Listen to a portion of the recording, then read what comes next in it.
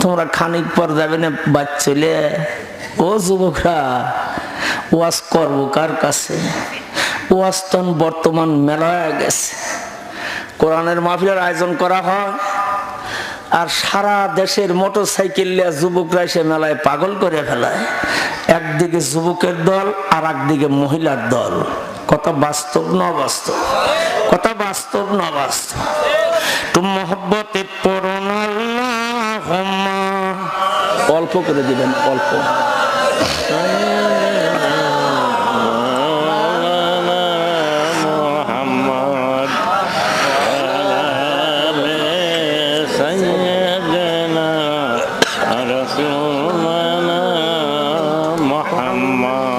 আপনাদের কি ভোল্টেজ নাই? শেষ হয়ে গেছে, ব্যাটারি ফিউজ। এই জন্য আমি চাটমোহর থানায় বাপ দাওয়াত নেই নে। আমি এই উত্তর অঞ্চলে চাটমোহরে একটা ওয়াজ করি, শুধু বয়েলমারিতে আর দুলাবাড়িতে। রাত শেষের দিকে দিলেও তা ওয়াজের টানে কিছু লোক আসে। তোমারে যে সোনা দিয়াও টান দেই, কথা কম থাকে, তাও তোমরা আসবে না। বাঁকা লোহা সোজা হয় ভাই, আপরে পুরালে তেরি মানুষ সোজা হয় ভাই, গেলে মাটির কবরে। আল্লাহুম্মা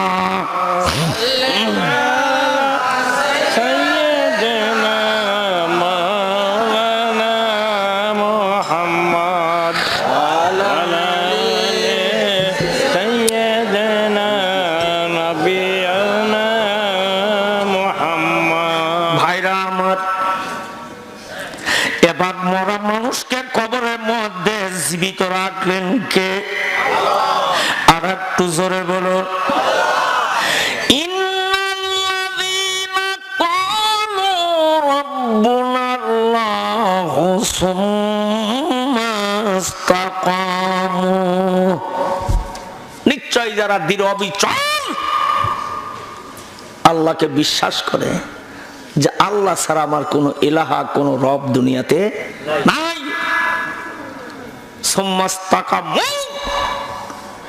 দৃঢ় অবিচলকারীরা যখন আল্লাহকে বিশ্বাস করে জীবনের সকল ক্ষেত্রে, তাতানাজ্জালু আলাইহিমুল মালাইকা।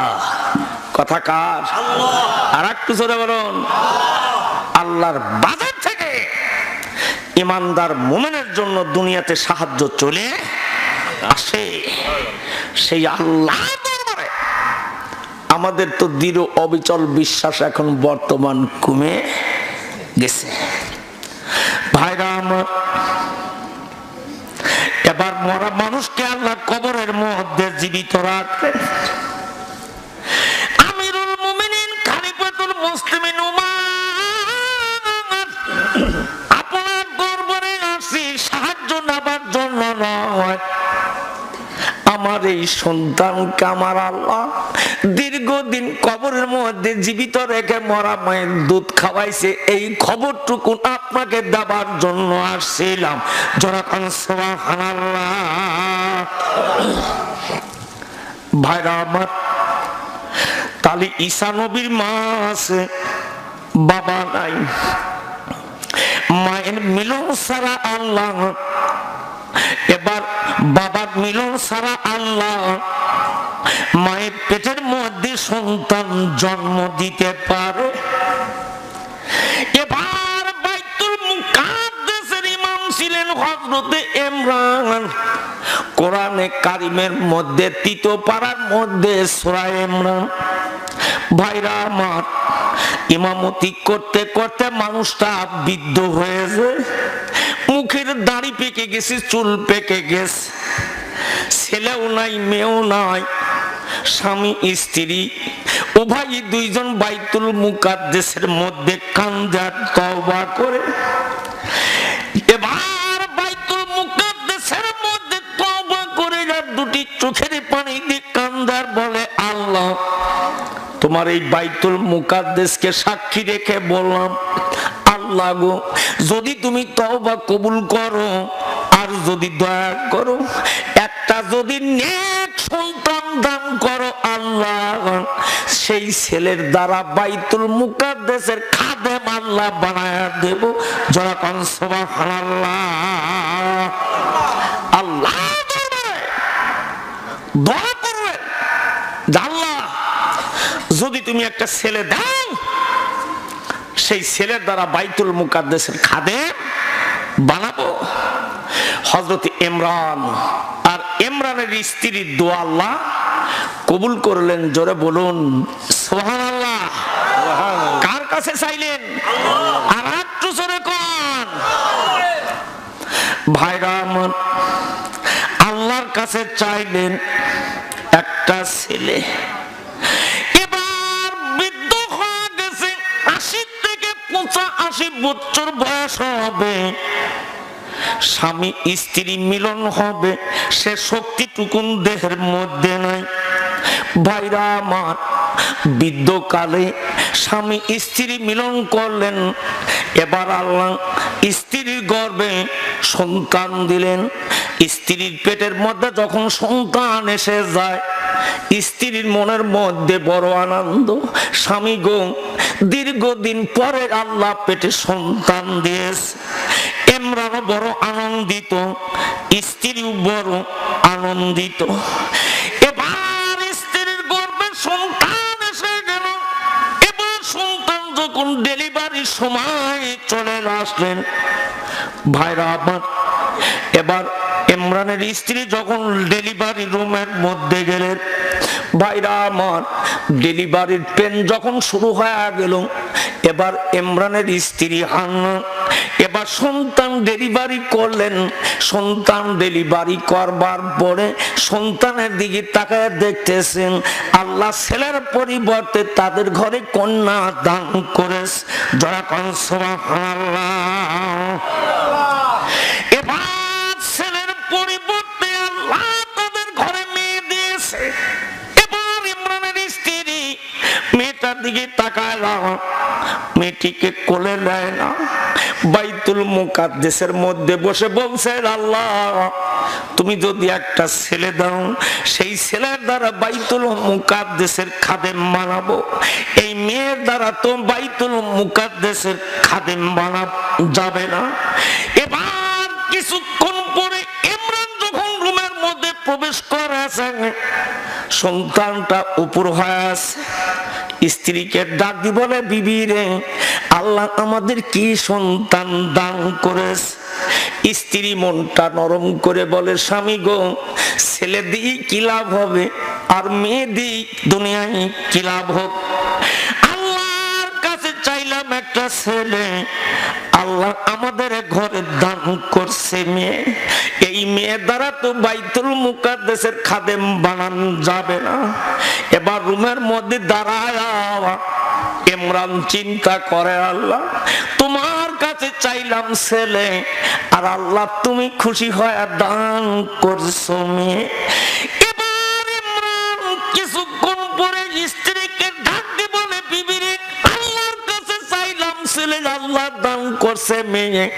নিশ্চয় ছেলের পরিবর্তে যখন আল্লাহ মেয়ে দিয়েছে, ওই ছেলের চাইতে মেয়ের মর্যাদা আল্লাহর দরবারে হাজারো কোটি গুণ বেশি হবে।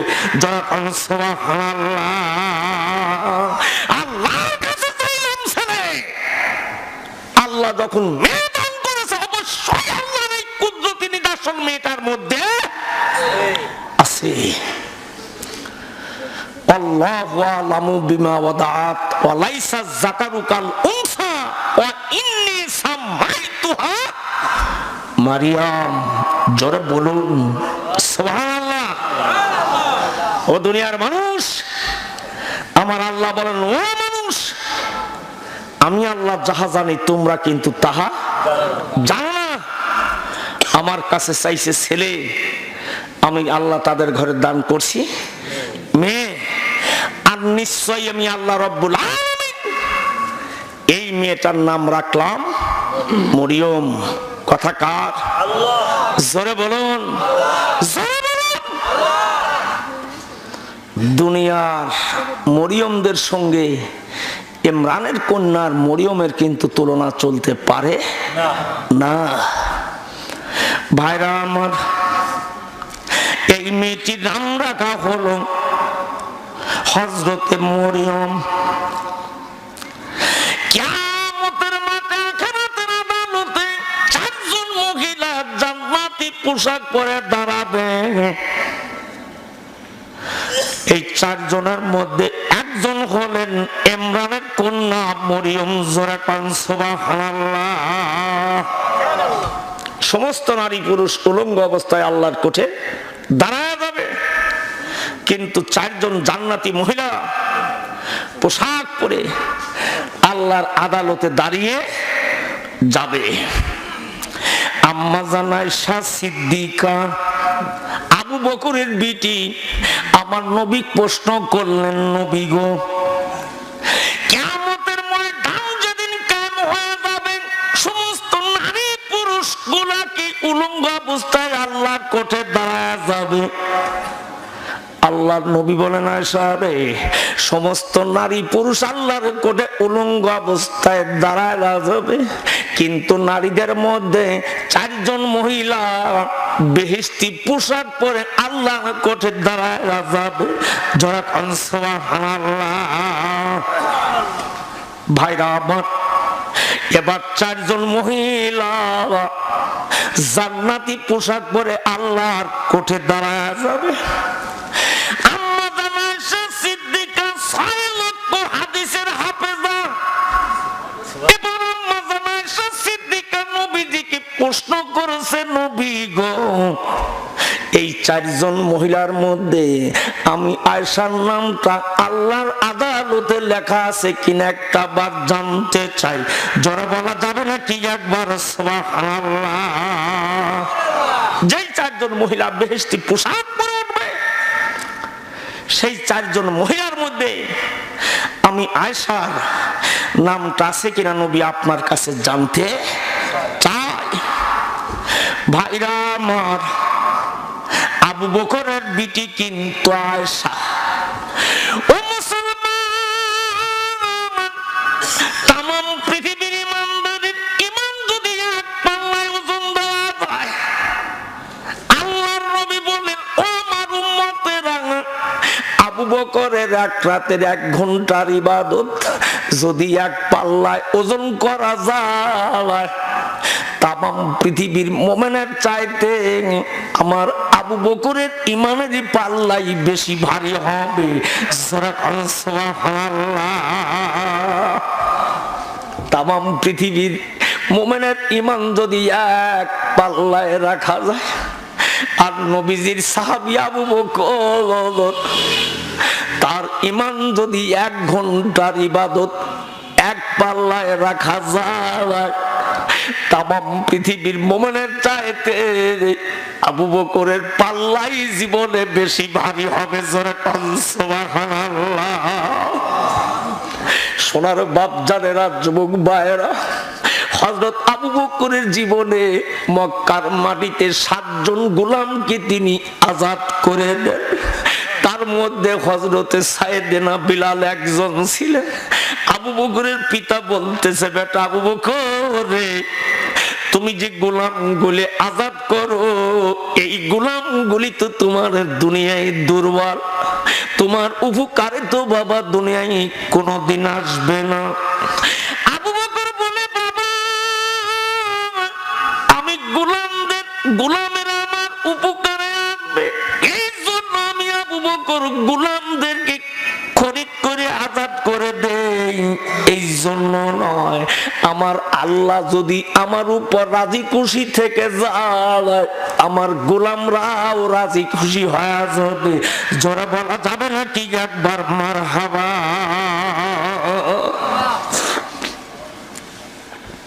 সোনার বাপ জানেরা, যুবক ভাইয়েরা, আল্লাহ নবী বলে, আয়েশা,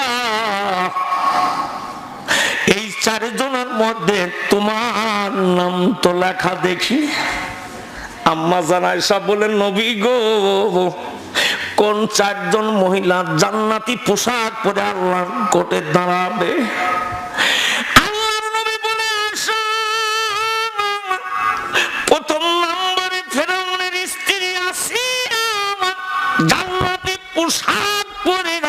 কোটি সর্বপ্রথম দাঁড়ায় যাবে।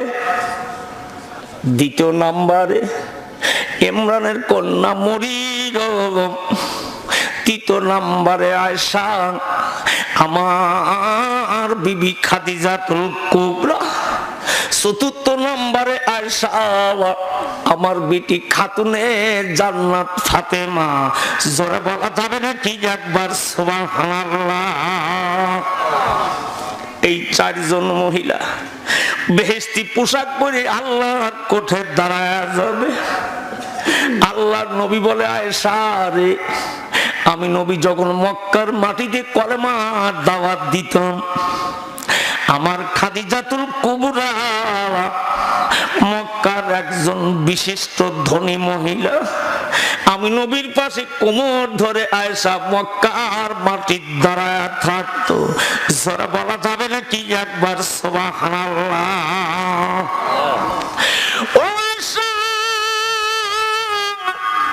আমার বিবি খাদিজাতুল কুবরা যেদিন মক্কার মাটি আপন করে ঘুমায়া পড়বে, আমি নবীর উরুর উপরে মাথা রেখে দুটি চোখের পানি দিয়ে কান্দে আর বুক ভিজায় দেয়। নবী গো, আমি আপনার খাদিজাতুল কুবরা বিদায় নিয়ে চলে যাব। ইয়া রাসূলুল্লাহ, ইয়া হাবিবাল্লাহ, আমার ইন্তিকালের পরে আপনার জীবনের কে খবর নেবে? আমার ইন্তিকালের পরে নবী আপনার জীবনের কে খবর নেবে? ফাতেমার তখন 7 বছর বয়স। কয় বছর? আর একটু জোরে কোন, আর একটু জোরে কোন। 7 বছরের বেটি ফাতেমা দুটি চোখের পানি দিয়ে কান্দে আর বুকটা ভিজায় দেয়। 7 বছরের কচি বালিকা মেয়ে ফাতেমা